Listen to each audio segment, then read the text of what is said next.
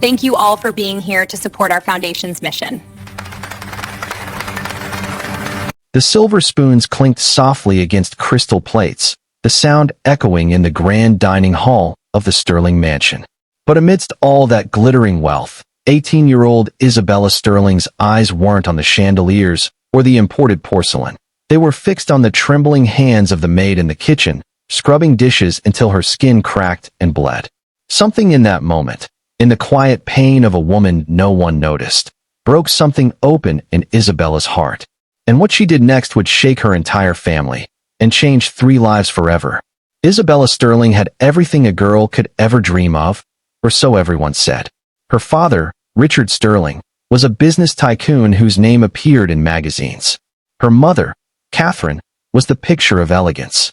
And their home, an ocean view mansion of marble and glass, was the definition of perfection. But perfection, Isabella had learned, could be very lonely. Her parents were always away, at meetings, at galas, at anywhere that didn't involve her. Her friends cared more about designer clothes than feelings. And so, she spent most of her time alone, wandering the corridors of the mansion, lost in her thoughts. One afternoon, she wandered into the kitchen, a place her mother never entered. That's when she saw the maid. Her name was Elena, a quiet woman in her 40s, her dark hair tied into a messy bun, her hands red from hours of dishwashing. Isabella stood there silently, watching. The sink overflowed with soap suds, and steam fogged up the window behind her. The woman was humming softly, her voice breaking now and then, as if she was holding back tears. Isabella stepped closer. "You're bleeding," she said softly. Elena jumped, startled. She quickly hid her hands behind her back. "Oh, Miss Isabella. It's nothing, I'm fine. Please, don't trouble yourself." But Isabella didn't move away. She noticed the ragged towel, the old sponge, and the cheap soap that burned skin. She reached for Elena's hand gently, despite the woman's protest. The maid's palm was raw and blistered. "Why are you working like this?"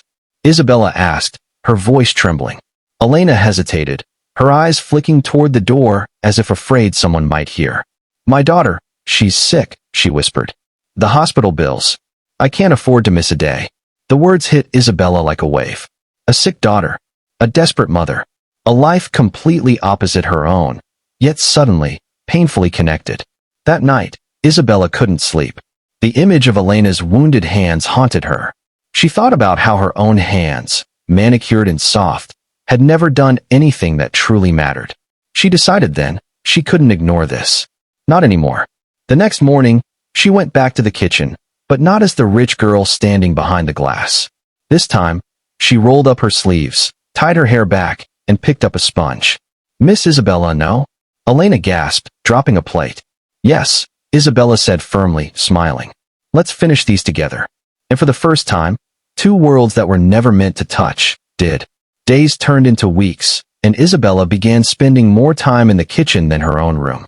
At first, the mansion staff whispered, "A millionaire's daughter washing dishes?" But she didn't care. Through soap and steam, Isabella and Elena began to talk. About Elena's daughter, Maya, who was only 12 and battling a heart condition. About how Elena worked double shifts just to keep her alive. About how hope sometimes felt like a luxury they couldn't afford. One rainy afternoon, Elena's phone rang while she was cleaning.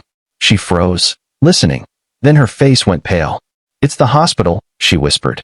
Maya collapsed. Isabella didn't hesitate. "Come on," she said, grabbing her coat. "We'll go together." At the hospital, Isabella saw the truth. A fragile girl lying in bed, her face pale, but her eyes still bright. Maya smiled weakly when her mother entered. "Mama, you came." When Isabella introduced herself, Maya's tiny hand reached out to hers. "You smell like soap," she giggled softly. "Like Mama does."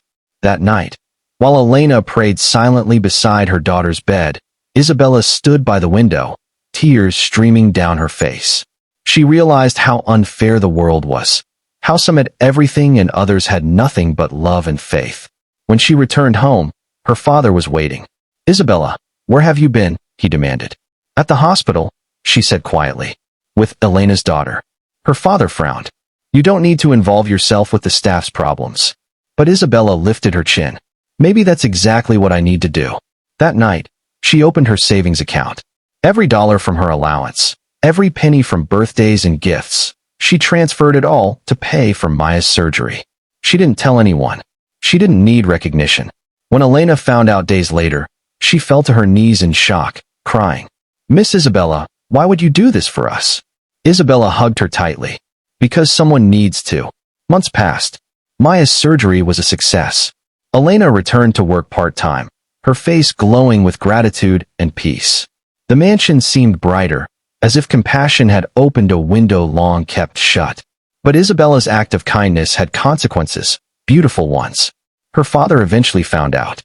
But instead of scolding her, he grew silent. The next morning, he visited the hospital quietly himself. He met Maya, saw her smile, and for the first time in years, something changed in his eyes. A softness Isabella hadn't seen since her mother fell ill years ago. Soon after, he set up a charity foundation in Maya's name, helping sick children whose families couldn't afford care. He called it The Light Within.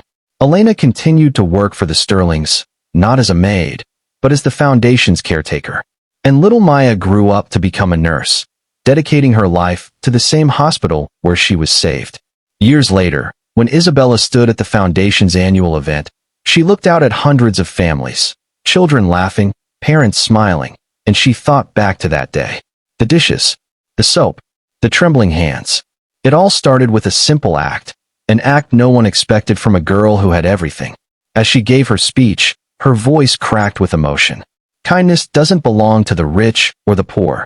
It belongs to the brave, those who choose to see pain and do something about it.